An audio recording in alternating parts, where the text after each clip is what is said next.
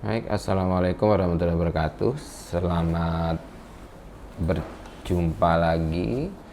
Jadi di kesempatan ini akan kita bahas sedikit ya terkait dengan komputer statistika. Dalam hal ini kita akan mencoba untuk mempelajari bagaimana menganalisis data menggunakan SPSS. Khususnya kita akan bahas pada kesempatan kali ini terkait dengan menganalisis data UJT compare mean ya, atau membandingkan rata-rata dua kelompok dan membandingkan rata-rata lebih dari dua kelompok.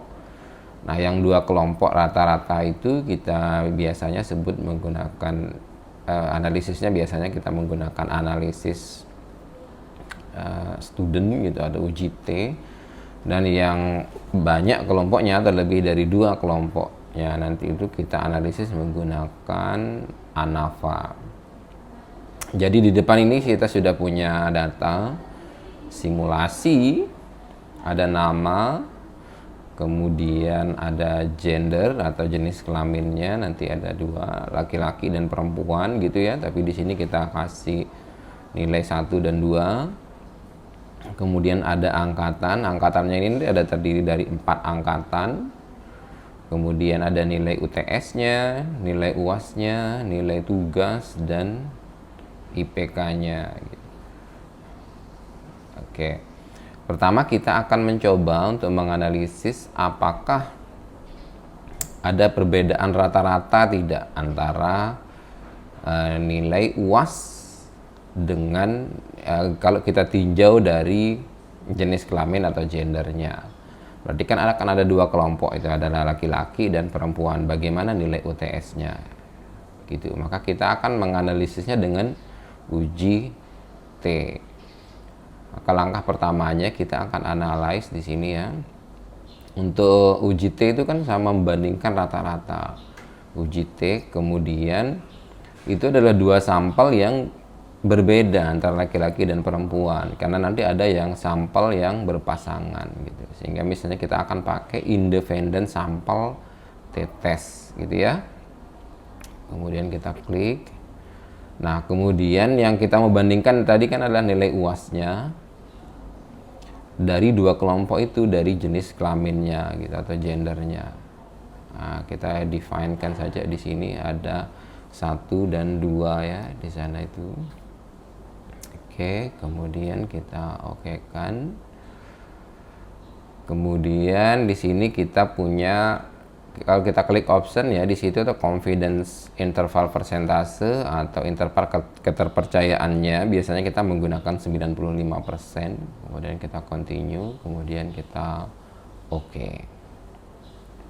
Kita tunggu hasilnya, maka kita dapatkanlah hasilnya di sini dari secara statistik deskriptifnya, kemudian independent sampelnya. Di sini kita bisa melihat langsung ya hasilnya di bagian sini nih, independent sample test gitu ya. Kita lihat di sini di nilai signifikansinya ini. Nilai signifikansinya ini kita bisa lihat bahwa dengan asumsi variansnya sama, kita dapatkan nilai signifikansinya 0,753. Nah, ini kan lebih besar daripada 0,05. Jadi kalau kita menggunakan SPSS, kita selalu akan membandingkan dia dengan nilai signifikansi 0,05. Kita bandingkan dengan nilai signifikansi yang ada di hasil analisisnya. Nah, ini kan lebih besar daripada 0,05. Sehingga kriteria penolakan H0 kita kan tolak H0 jika nilai signifikansinya lebih kecil daripada 0,05. Nah, karena ini lebih besar maka H0 diterima gitu. Nah, kemudian kita kembali berpikir lagi bahwa H0 itu apa, hipotesis 0 dalam statistik UJT itu, yaitu mu yang laki-laki atau rata-rata populasi yang laki-laki itu akan sama dengan rata-rata dengan perempuan. Artinya tidak ada perbedaan rata-rata dari jenis kelamin laki-laki dan perempuan itu tadi. Jadi tidak ada perbedaan rata-rata UAS-nya begitu. Kesimpulannya ya, jadi kita dapatkan kesimpulan bahwa tidak ada perbedaan rata-rata antara yang berjenis kelamin laki-laki dan perempuan, sehingga dapat kita simpulkan memang tidak ada pengaruhnya jenis kelamin terhadap nilai UAS tadi begitu.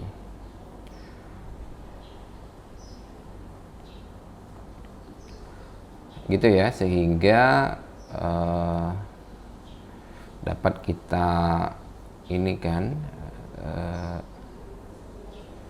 simpulkan memang di situ sudah dapat kita simpulkan bahwa dari hasil tadi memang tidak ada perbedaan rata-rata, sehingga tidak ada pengaruh antara gender terhadap hasil belajar tadi.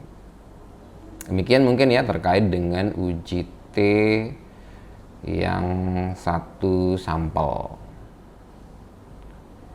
uji T one sampel. Nah, bagaimana kalau kita mau melihat nilai UTS-nya tetapi kita tinjau dari angkatannya sama apa tidak gitu. Nah, kalau kita bandingkan antara nilai UTS atau nilai UAS-nya gitu ya, ketika kita tinjau dari angkatannya, nah angkatannya ini kan ada 4 angkatan gitu, maka uji T nggak bisa kita pakai untuk menganalisis ini, tapi kita bisa menggunakan analysis of variance. Nah, bagaimana cara menganalisisnya? Kita akan lihat di sini ya, kita klik saja analyze. Itu sama ya, compare mean juga, tetapi dia menggunakan analysis of variance atau one way ANOVA gitu ya. Kenapa pakai one way ANOVA? Karena kelompoknya akan lebih dari 2 tadi. Kalau 2 ya pakai uji T tadi. Oke, kita klik saja ini, kemudian nah nilai UAS-nya tadi kita compare, terus yang angkatannya kita keluarkan, kita masukkan nilai angkatan ya, pakai angkatan. Oke, angkatannya kita masukkan ke sini. Kemudian kita bisa memilih apa yang ingin kita tampilkan selain itu. Misalnya kalau yang misalnya ini kita butuh homogenitasnya, kemudian deskriptif atau statistik deskriptifnya, kita klik aja itu. Kemudian post hoc itu nanti di situ kita akan melihat dari 4 angkatan itu memang mana saja yang berikutnya yang berbeda. Nanti karena akan melihat mana saja dari berpasang-pasangan. Tadi kan ada 4 angkatan gitu. Akan dilihat secara general. Kalau di one way ANOVA itu hipotesisnya mu1 sama dengan mu2 sama dengan mu3 sama dengan mu4 begitu kan hipotesisnya. Nah, nanti kemudian dilihat nanti mana yang berbeda dari keempat itu. Kalau memang hipotesis nolnya ditolak gitu, maka kita bisa pakai LSD atau Bonferroni atau uji Tukey gitu, mana-mana saja ini. Ini pasti sudah pernah dibahas ya di statistika. Oke, kita klik continue aja, kemudian kita oke kan. Kemudian kita tunggu hasilnya. Nah, dapatlah kita hasilnya di sini, di ANOVA. Dari ANOVA ini kita akan lihat di sini ya. Di sini nilai signifikansinya itu 0,154. Lagi-lagi kita membandingkan ini dengan 0,05 gitu. Berarti kan nilainya ini lebih besar daripada 0,05, sehingga hak nolnya itu diterima gitu. Karena hak nol kita tolak kalau nilai signifikansinya ini lebih kecil daripada 0,05, karena ini lebih besar, maka hak nolnya kita terima. Hak nolnya itu ya berarti tidak ada perbedaan rata-rata antara setiap angkatan itu, rata-rata UAS-nya gitu. Sehingga angkatan itu dapat kita tarik kesimpulan bahwa memang tidak ada pengaruhnya angkatan-angkatan itu terhadap nilai UAS gitu. Karena yang berpengaruh itu ya individunya itu, apakah belajar apa tidak gitu aja. Begitu ya. Kalau kita mau lihat asumsi-asumsinya itu kan bisa kita lihat di sini, apakah ini lebih besar dari 0,05 apa enggak. Bisa kita pilih satu yang based on mean misalnya. Ini kan tes of homogenitas varians menggunakan uji lapen, nilai signifikansinya 0,275. Ini lebih besar daripada 0,05, sehingga ini dapat kita simpulkan homogen gitu kan ya. Homogen dia gitu. Oke, demikian dulu yang kita bahas terkait dengan